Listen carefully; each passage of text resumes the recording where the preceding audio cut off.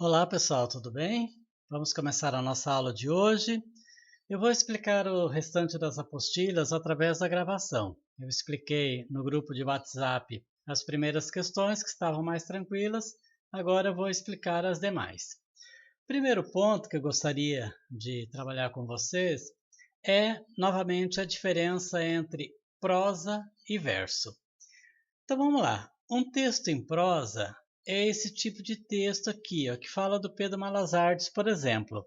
Observem que há um parágrafo, o texto, as palavras, as frases ocupam toda a extensão da linha. Então por aqui nós vamos perceber o que é um texto em prosa e o que é um texto em verso. Aqui do lado direito nós temos um texto em verso.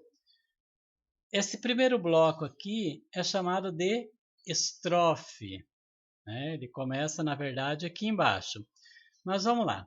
Nós temos aqui uma estrofe e aqui uma outra estrofe. Essa aqui está completa. O que é a estrofe?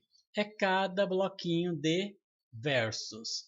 Esse aqui, então, o Pedro, enquanto criança, foi cheio de diabruras, tá. Isso é uma estrofe. Cada linha dessa estrofe é chamada de verso. Então, o que é um verso? É cada linha de um poema. O que é estrofe? É cada bloquinho desses com diversos versos.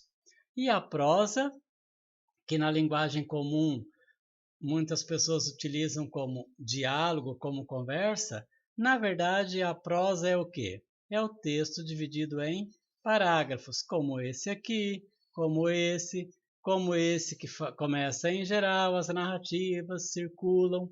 Isso é um texto em prosa, ou seja, é todo texto dividido em parágrafos. Lembram lá?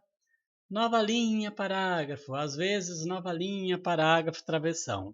Isso então é prosa e aqui do lado nós temos o verso, beleza?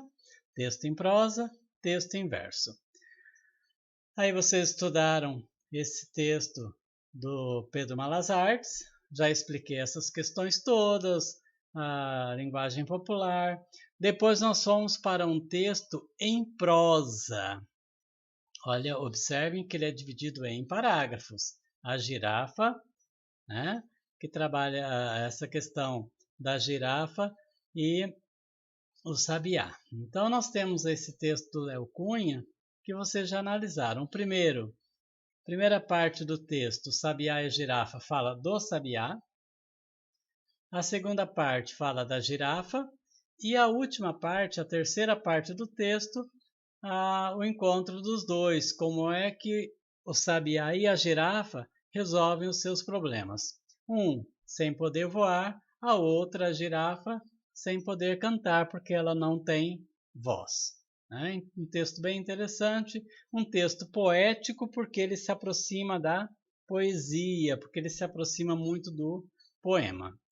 Nós vamos nos aprofundar mais nisso, mas há algumas questões tranquilas para vocês responderem, que eu já expliquei.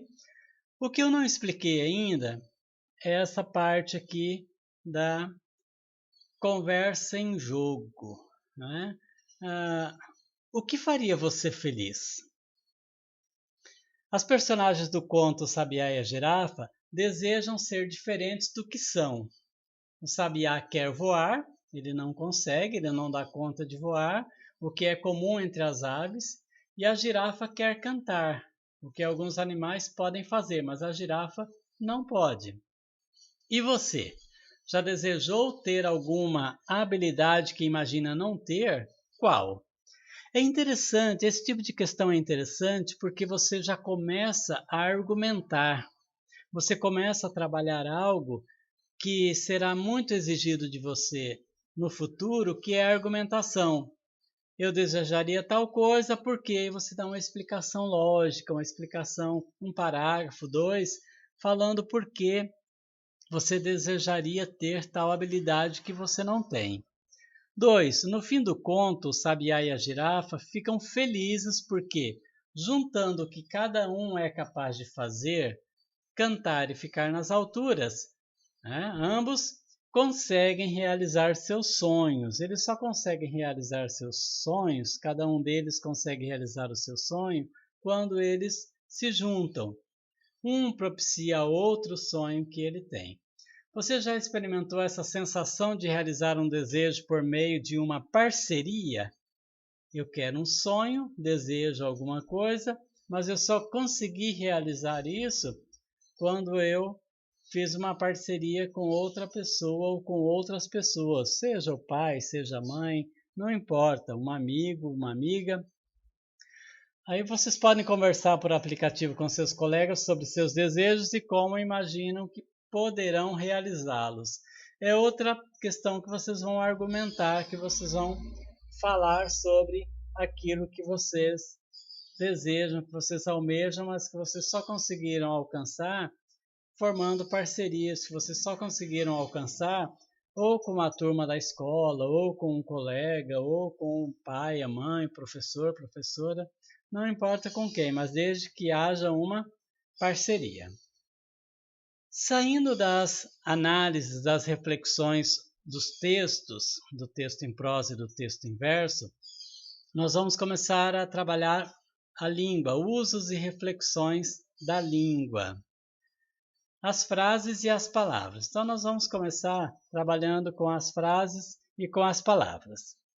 No texto Sabiá e Girafa, por meio da escolha e da combinação de palavras, o escritor provocou certos efeitos sonoros que estimulam os sentidos do leitor.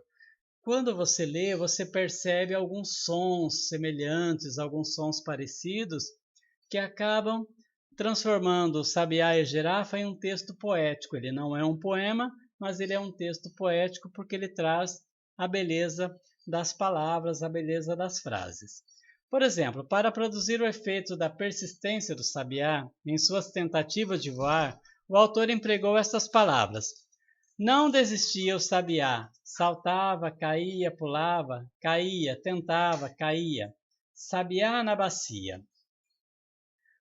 Observe acima que ele selecionou principalmente dois tipos de palavras. As que indicam ações, marcadas pelos verbos, né? Desistia, saltava, caía, pulava, tentava, caía. São os verbos, é uma classe de palavras que nós vamos estudar nesse sexto ano.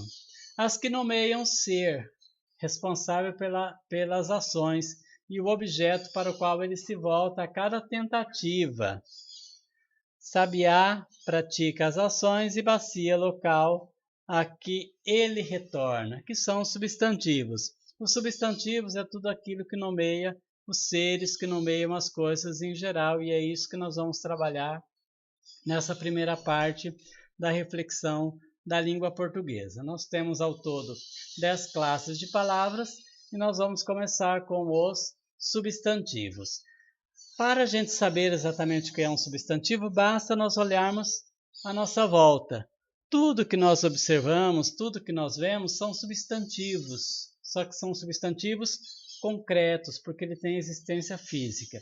É mais ou menos isso. Há outros tipos que nós vamos ver agora, mas o substantivo é aquele tipo de classe de palavra que nós encontramos em todo e qualquer lugar. Olhando à nossa volta, nós vamos perceber um monte de coisas, um monte de pessoas, um monte de substantivos. Isso é substantivo.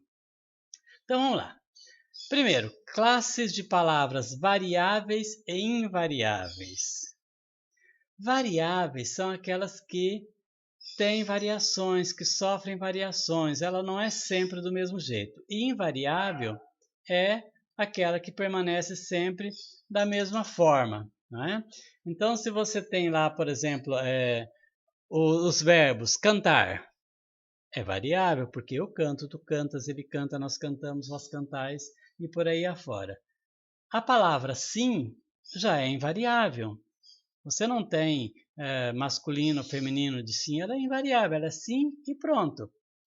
Então, variável é aquela que muda, uma conjugação verbal, por exemplo, e a invariável é aquela que não muda, o sim, o não, então, não tem como você transformar essa palavra em outra, fazendo a variação. Nãos. Nãos muita gente utiliza, mas na classificação dessa palavra no original, ela é invariável. A seguir, releia trechos do conto e reescreva-os de acordo com o que se pede, fazendo as adaptações necessárias. Agora nós vamos trabalhar uma questão que vai ver essa questão de variáveis e invariáveis. Não desistia o sabiá. Imagine que sejam muitos sabiás. Reescreva a frase substituindo sabiá por sabiás. Quando você reescrever, você vai perceber exatamente as palavras que vão mudar e as palavras que não vão mudar, as palavras que irão para o plural e as palavras que não irão para o plural. Isso nós vamos trabalhar então as variáveis e as invariáveis. B. Girafa também é sempre igual. Vamos nos referir às duas personagens, girafa e sabiá. Reescreva fazendo a substituição. Ao invés de só a girafa, você vai falar girafa e sabiá. Reescreva a frase, mudando girafa para girafa e sabiá. Faça a adaptação necessária para você perceber o que é palavra variável e o que é palavra invariável. C. A girafa, muito triste, se lamentava embaixo daquela árvore. Substitua a palavra girafa por girafas e a palavra árvore por árvores. Reescreva a frase fazendo essas substituições. Consequentemente, você vai alterar uma ou outra palavra também para ter a concordância. Eu não vou...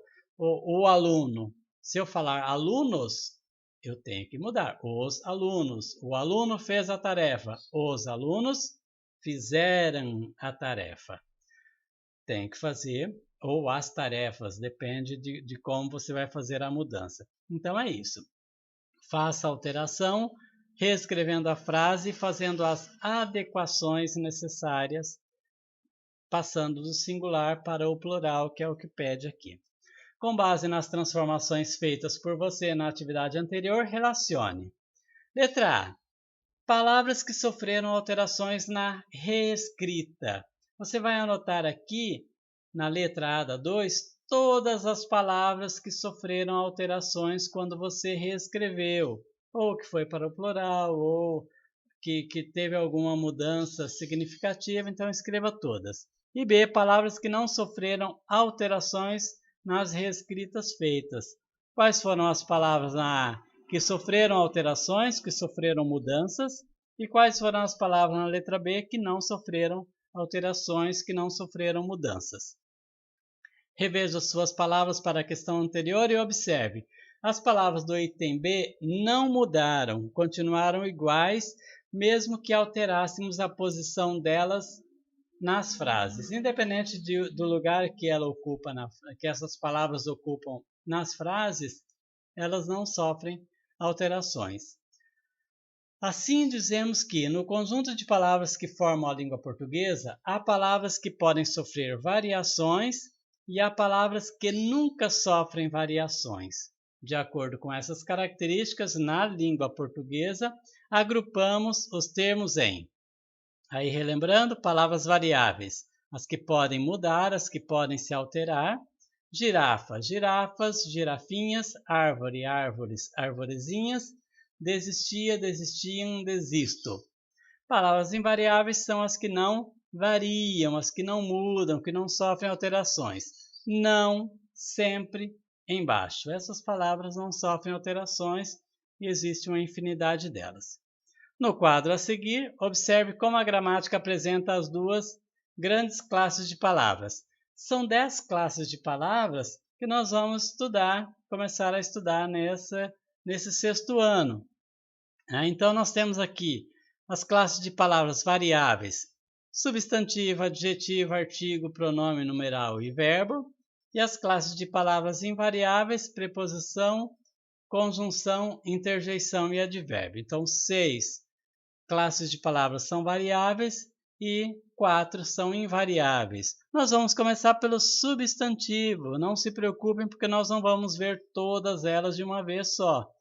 Vamos trabalhar agora o substantivo, depois trabalha verbo, adjetivo e por aí afora. E também não tudo no sexto ano. Então, fiquem tranquilos.